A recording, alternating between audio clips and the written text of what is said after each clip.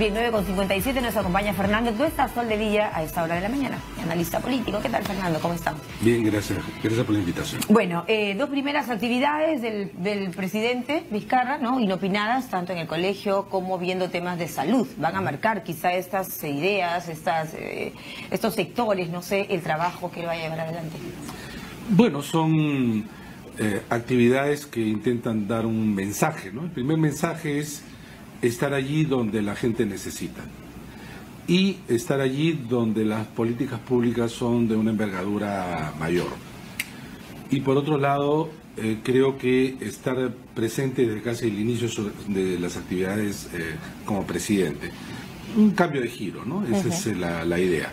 Vamos a ver si esto pues, se prolonga, pero por lo menos empieza con buenos mensajes. El sello propio de la educación, quizás especialmente, ¿no? Que tuvo lo dijo en su discurso de asunción del mando, que una prioridad es educación. Educación. Sí, ojalá que sí sea. Y ojalá que sí sea, porque en el último tramo del gobierno de Pedro Pablo Kuczynski lamentablemente se frenó el tema de la reforma.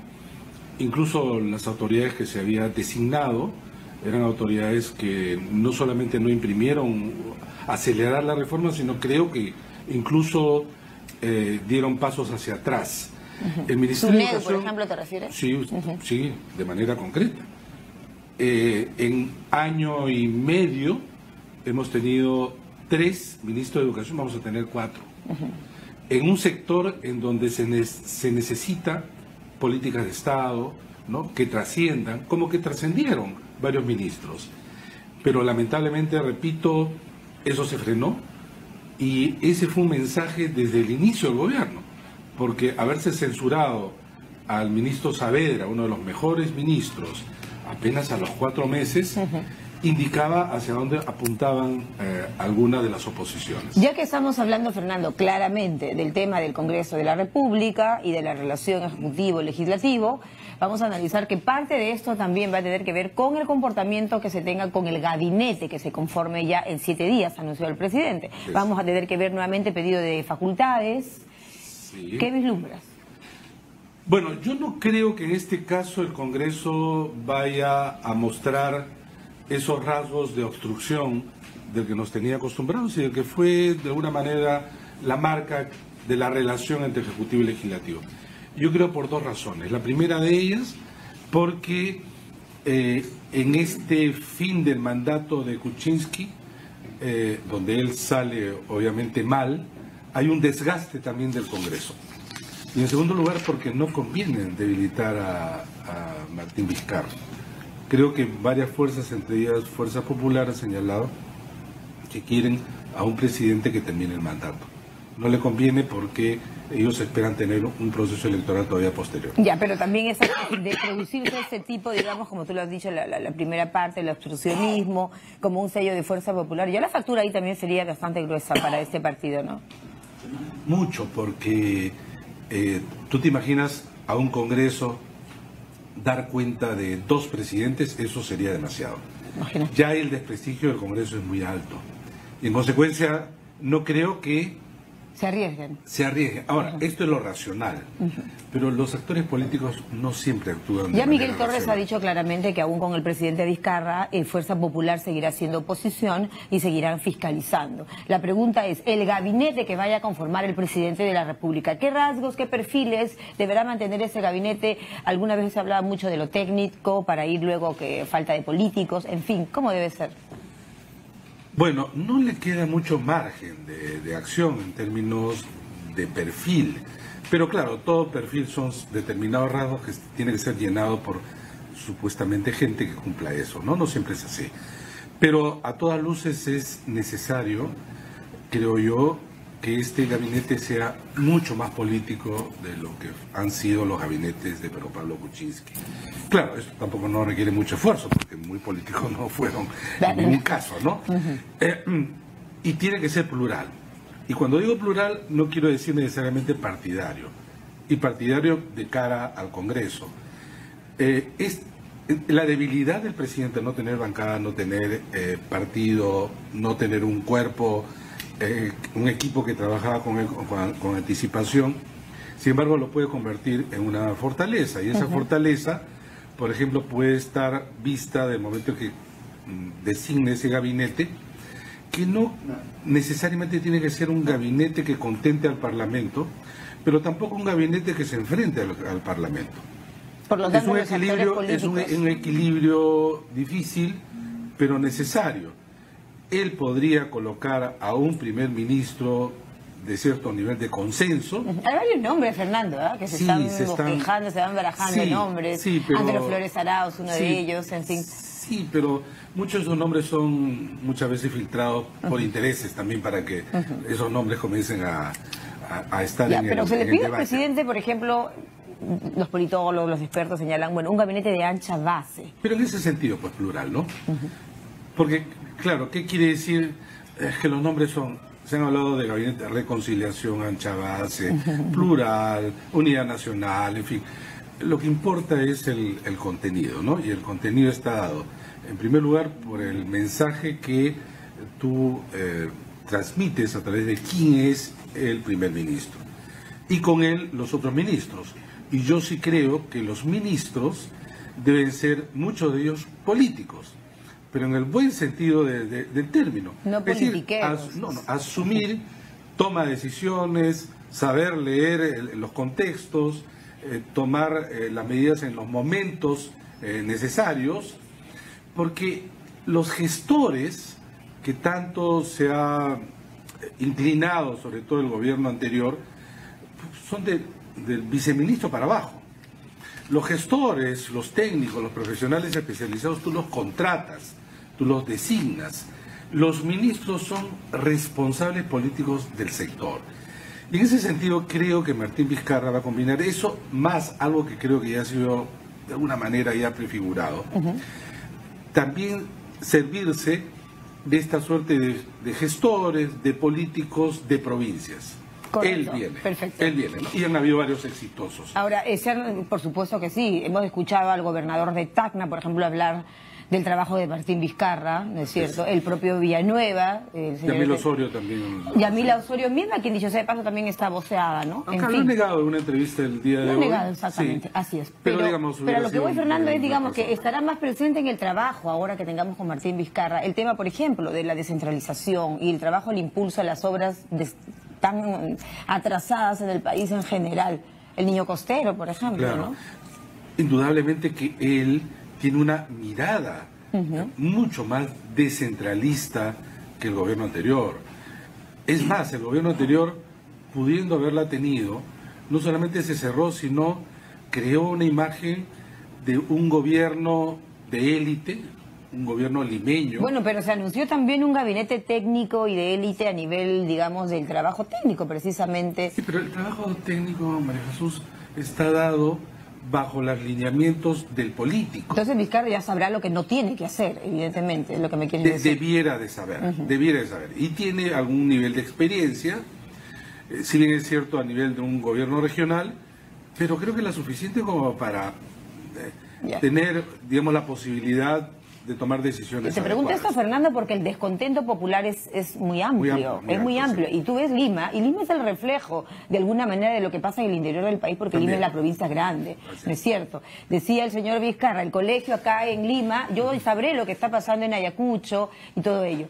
En fin, parte de toda esta mirada, de este esquema de trabajo, va a ser plasmado seguramente en los ministros que veremos en los próximos días, ¿no es cierto? ¿Cómo va a ser el comportamiento del Congreso? Mira, lo que va a hacer el primer ministro es presentarse ante el Congreso para solicitar un voto de confianza que al inicio se denomina un voto de investidura. No creo que el Congreso se lo va a negar. El Congreso nunca ha negado un voto de investidura, nunca. Incluso el primer gabinete de Zavala y en otros congresos. El Congreso no va a hacerlo.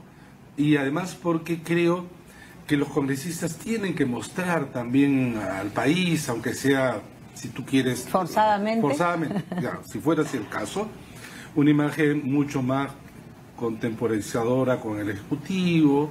Además es un nuevo presidente. ¿Cómo vas a ponerte a ser obstruccionista? Bueno, y ahí la factura, ¿no?, va a ser muy gruesa, te decía antes, ¿no? Por eso. Entonces, iban a dejar pasar un tiempo, porque también, como todo inicio de gobierno, tú tienes una suerte de expectativa que se crea a nivel nacional. Sin embargo, no hubo esa luna de miel con PPK, ¿no? O sea, hubo corta, hubo corta. Sí, al inicio 2, 3 meses, pero la hubo corta. Bueno, no creo que tampoco ¿va a poder sea tan... el fujimorismo demostrar, Fernando, en esta etapa que esa herida de haber perdido las elecciones, digamos, está siendo superada en aras de la gobernabilidad o no sé de qué? Bueno, si algo de herida tenía, estaba provocada por la derrota del 2016 y que muchos de sus actos se sostenía, estaba en función de que no consideraban a Pedro Pablo Kuczynski el verdadero ganador de una elección que consideraban, repito, fraudulenta y que lo favoreció. Y por lo tanto nunca se la reconoció. Así es. Y querían verlo fuera. Acomodar lugar. Ya lo tienen fuera. Correcto. El otro tema es que si aquí efectivamente Pedro Pablo Kuczynski ha dejado de ser presidente, pero quizás no es el único que pierda. ¿Cuánto ha perdido, por ejemplo, el fujimorismo como partido político? ¿Cómo analizas tú este tema, esta bronca entre los hermanos? ¿Cuánto va a seguir afectando, por ejemplo, al país? Hay muchos perdedores, ¿no? El principal, por supuesto, el expresidente Pedro Pablo Kuczynski. Bueno, pero el segundo perdedor es Kenji Fujimori. Y Kenji porque aparecía como el sostén del gobierno anterior. Y en ese sostén era el operador político que lo que hacía era erosionar al partido opositor, que es Fuerza Popular, habiendo sacado primero 10, después 1, se suponía que en estos venían días 8 más, supuestamente. Venían, no se sabe qué número, pero algunos. Y con eso erosionaba cada vez más a las expectativas futuras también de la hermana. Y entonces él pierde con esto. Pierde porque sale Pedro Pablo Kuczynski y en relación al indulto que todavía está cuestionado, Martín Vizcarra no creo que va a tomar la misma actitud que Pedro Pablo Kuczynski. Por ejemplo, desatender alguna resolución de la Corte Interamericana de Derechos Humanos. Que está pendiente. Que está pendiente. Entonces, no creo que vaya a tener ese comportamiento. Y es más, Kenji Fujimori puede ser desaforado, ¿no? Exacto. Y además perder él con otros 2 más su escaño, que serían suplantados por los accesitarios. Por los accesitarios que son cercanos a Keiko Fujimori. Entonces Keiko, que tenía 59 y que podía tener menos, ahora resulta que puede regresar a tener 62, porque los que eran topos y querían irse ya no se van a ir. Pues ya no, entonces es una bancada, ¿no? No es una bancada deteriorándose, sino una bancada que de nuevo comienza a fortalecerse. No va a tener 73, puede tener 62, pero entonces allí. Pero hay otros perdedores, y esos perdedores están en el ex gabinete. Mercedes Arauz perdió, por ejemplo, y perdió porque ya se jugó mucho. La imagen de lealtad de Mercedes Arauz, digamos, hasta el final, ¿no es cierto? Aún con los hechos más delicados que se pudieron conocer ya en la parte final, digamos, ¿no es cierto? Ella parecía no sabía de estos temas, de los audios, en fin, y ese tipo de cosas. Aún así pierde como figura política. Sí, pierde. Pierde porque deja de ser primer ministro, que es, digamos, el número 2 en el Ejecutivo, ¿no? Pierde porque efectivamente se jugó a todo con Pedro Pablo Kuczynski, incluso cuestionando el silencio de Martín Vizcarra, y por lo tanto es una primera vicepresidenta incómoda. Total, incómoda. Fernando, finalmente, Kenji Fujimori señala que se va a acoger o que sería esta figura que no la comprendo bien, que se llama como un testigo protegido, ¿no es cierto? Y que podría hablar todos los temas de Odebrecht en los que está involucrada Keiko Fujimori, su hermana. Una especie de ataque, contraataque, esta pugna, digamos, no debería afectar pues a la gobernabilidad. Sin embargo, ¿cómo podemos esperar? No, sí le afecta. Es más, yo creo que el gobierno de PPK ha sido, de alguna manera, contagiado en esta amplitud del conflicto. Se fujimorizó en general la política peruana a partir del conflicto, ¿no? Es más, pero Pablo Kuczynski era un fujidependiente, dependía de Keiko, a quien luego simplemente intentó vacarlo para pasar a Kenji, que intentaba evitar que eso se produzca. Por todo por el indulto, ¿no? En general, y el fujimorismo amplió su red en la división, y allí comprometió en general a la política peruana, pero Kenji está en una situación sumamente difícil, y quizá la única manera de poder, si no quizá atenuar ese golpe es también decirle a su hermana, yo tengo cosas que hablar, ¿no? Ya se lo ha dicho, ha anunciado, digamos, ser esta especie de figura de protegido, de testigo protegido. ¿Cuánto puede hablar? ¿Hasta cuánto puede avanzar? ¿Puede hablar? Y creo que esto va a poder avanzar en función de qué va a pasar con el desafuero. Con el desafuero, en fin, que se ha anunciado contra estos 5 congresistas, ¿no? 5, no, son 3, 3 más Mercedes Sagrado son 4. Y Carlos Brus. Y Carlos Brus, sí, cierto, 5. 5. Bien, veremos qué sucede. Gracias a Fernando Tuesta Zumería, politólogo de la Universidad de la Pontificia Universidad Católica del Perú, con nosotros. 10:13, una muy breve pausa, no se vaya, tenemos más.